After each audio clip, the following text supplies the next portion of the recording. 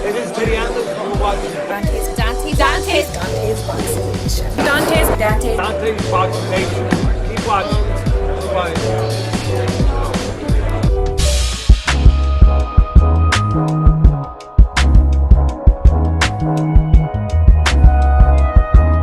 Now Roman's in a kind of similar situation because he's kind of close to Guillermo Rigondeaux. We know Pacquiao started at 112. What I'm doing with Abner, I'm just going to continue to do with Mikey because same kind of idea with the fighters, with the exception that Mikey's going to be the taller guy, and with Abner, Cuellar is the bigger guy. So that's the only difference. But same styles.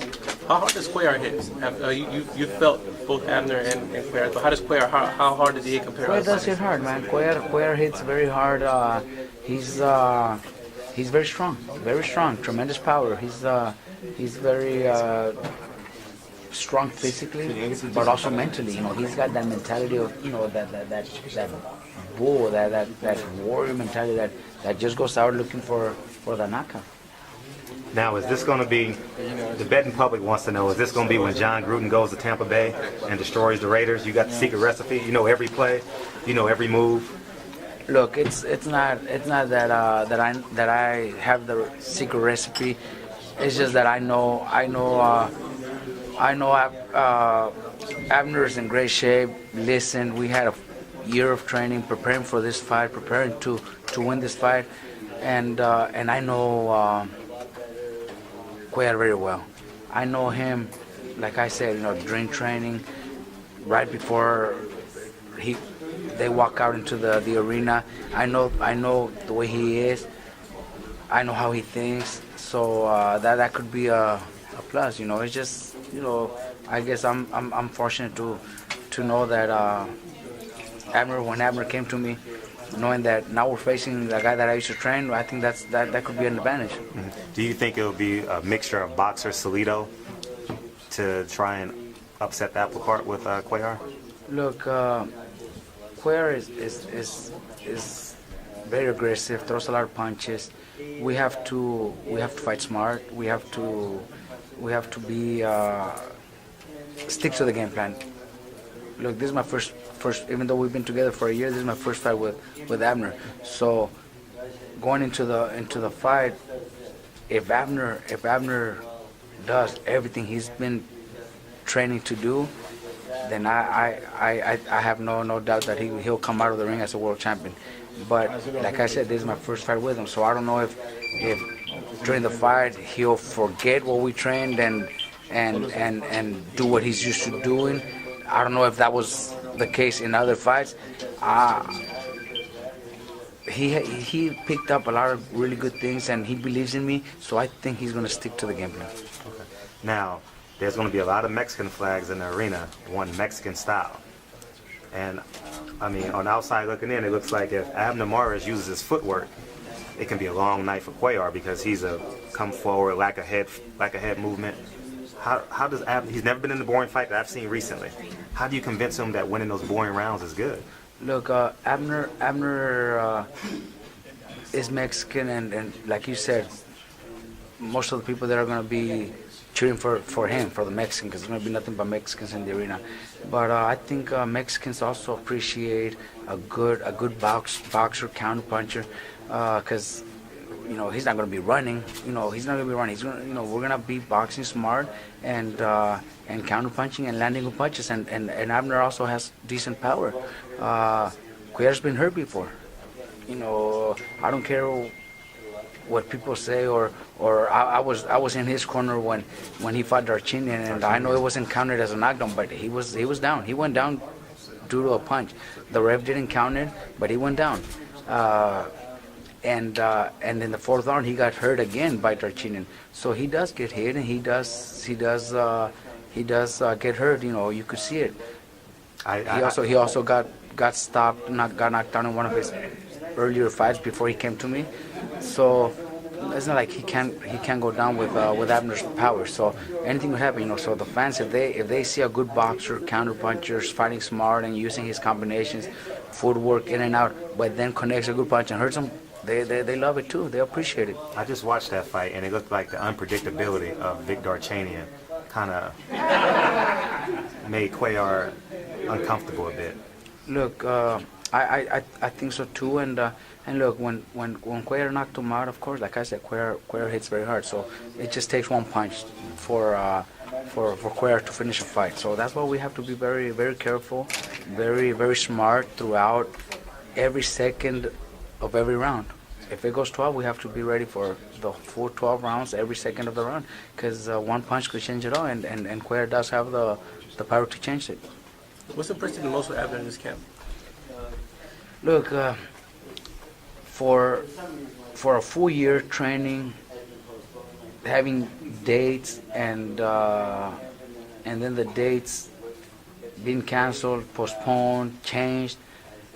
If I'm not mistaken, this is the fourth date. You know, we were scheduled to fight in March, then June, then they told us that this fight was going to be in October. So we started training for October also, and now December.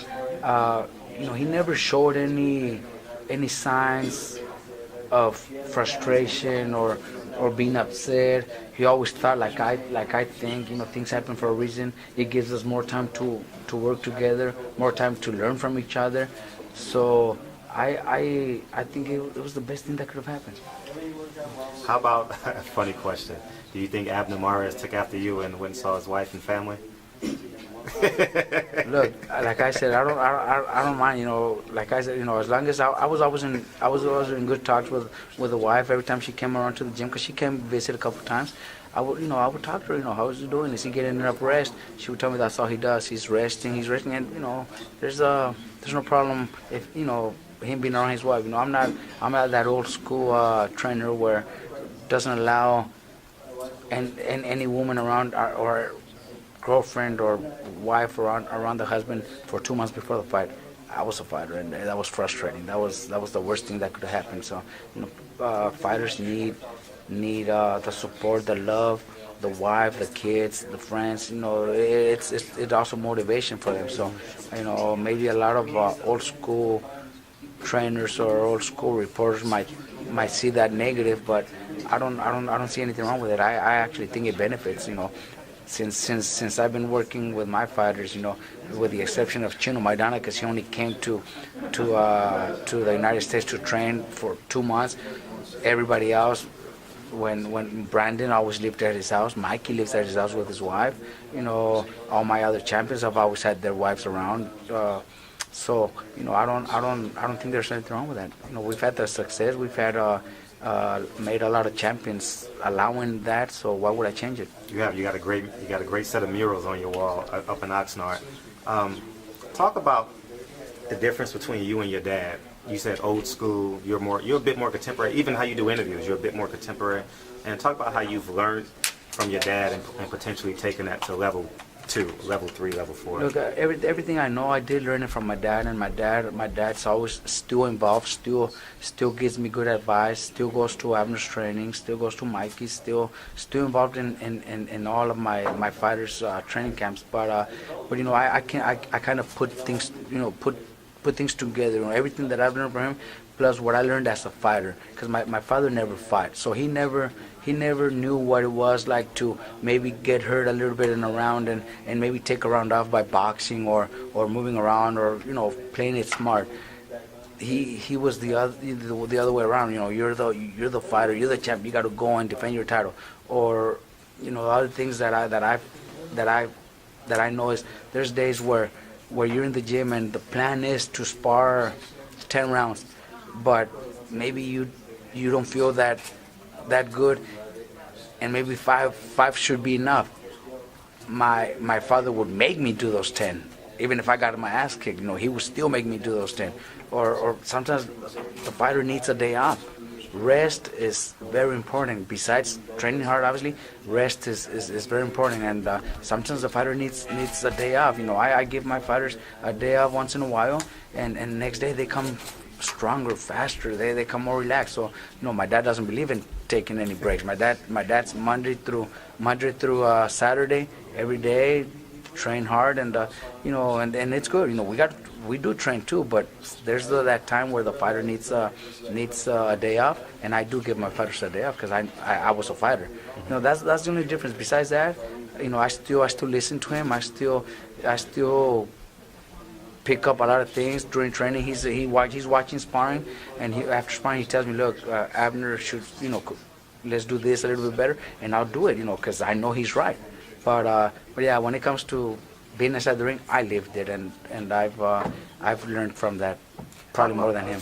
Being inside the ring, when you became a fighter and you knew your career was over, did you have aspirations of becoming a trainer, or someone said you should be a trainer? Never did, man. It's funny the way that happened, because at 26, when I had my last professional fight, my plans were just to forget about boxing. I hated boxing, honestly. I hated boxing.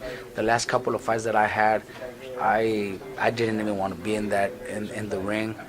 I did it because everybody around, you could still fight, you could still become a champion again. I really didn't want to anymore. I didn't want to. I was sick of it. I was tired of the sport. So I decided to retire and never again have anything to do with boxing. But a few years went by, and I started volunteering, helping out with the kids in the gym right there in Oxnard, the gym that my dad was running.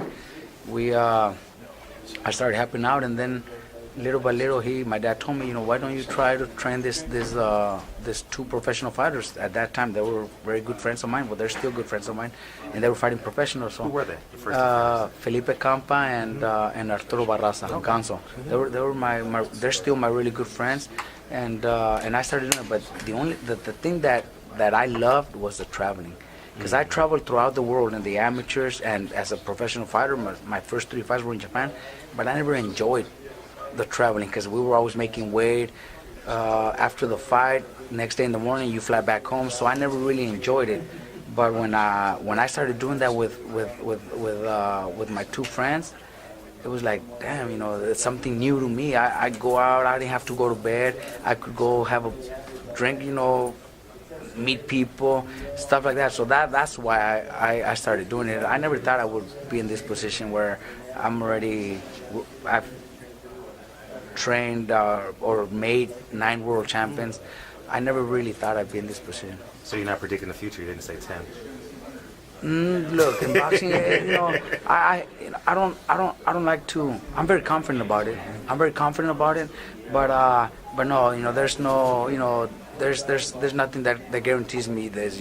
I will have my 10th world champion, and I'm hoping that it's this Saturday, because I'm very confident about it. One day, I'm sure I'll be up in 15, maybe even 20 one day. But I that's one thing I hate to do. I don't like predicting it, but I do feel very confident that we could pull this one off. Robert, you always told me you don't care about getting Trainer of the Year anymore. But who do you think stood out this year? Honestly, look, I know if we get this win, it'll be a huge win. But besides that, Mikey came back, and Alex Bostic had 3 good fights on pay-per-view and looked very good. So I think that's doing a good job. But I honestly believe that Manny Robles accomplished 2 world champions, and they're really good fighters, really good names. So I really believe he could be the one that gets Trainer of the Year. Roach is also in a good position. Manny Pacquiao had 2 good wins, and if they win this Saturday, it's also another one that's up for the run. But I really believe Manny Robles deserves it because made 2 world champions, and Valdez is a hell of a fighter. He's made him into a great world champion, and now he's doing the same thing with Jesse Magdaleno. So I really believe Manny Robles could be or should be Trainer of the Year. Have you gotten your credit, Robert? Do you think? Huh? Do you think you got in your credit throughout the years, or do you think people Look, still? what I've learned is, when they do the poll, like I believe Ring Magazine does it. They let the fans pick. I've won them 3 or 4 times. but the whatever the other ones are the Boxing Writers Association. I think it's mostly politics. I think it's mostly who's involved and who you know. When I was really disappointed is when 1 year I had a really good year, and one of the persons that's part of that organization, I really know if it's called an organization or whatever it is, told me, look, Robert, I really thought it was you, but I asked the main guy. I don't even know who the main guy is either, and they said, oh no, those are the guys that made fun of Freddie Roach. So should that be the reason? You know what I mean? It's all about politics, and I really don't care if I ever get it again. My fighters are happy, and my team is happy. I still get nothing but love from you guys, reporters, and fans. That's what matters to me and my team. Okay, so you're gonna move Robert over there. Last question, Rob. What did Robert Garcia do with that Mayweather money?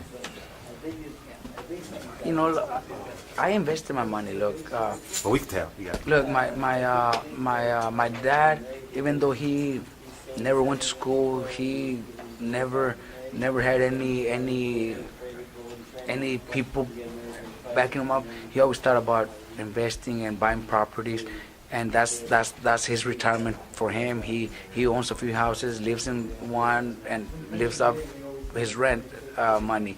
So since Mikey started making money, that's the first thing he told Mikey, start doing that. And then in the Riverside area, it's a lot cheaper, so we're able to do it a little bit easier. That's the reason my dad moved to Riverside. That's the only reason for his retirement. He sold his houses in Oxnard and bought like 7 houses in Riverside. So he lives in one and rents the other ones. And my Donna had great paydays. Brandon also had some nice paydays. So that's what I did. I bought a few properties and live in one and rent out the other ones. And this is probably just the beginning. We could do a lot more than that. Because I graduated high school, but I'm not. I can't say I could invest my money in other things, which I know nothing about. Real estate is probably the easiest way. Your story is a microcosm of Oscar De La Hoya holding those 2 flags in the Olympics when he had the Mexican flag and the American flag. We were so proud of that, because he was representing it. He was representing. I know he was representing the USA, and he's proud of it. But he's also proud of being Mexican.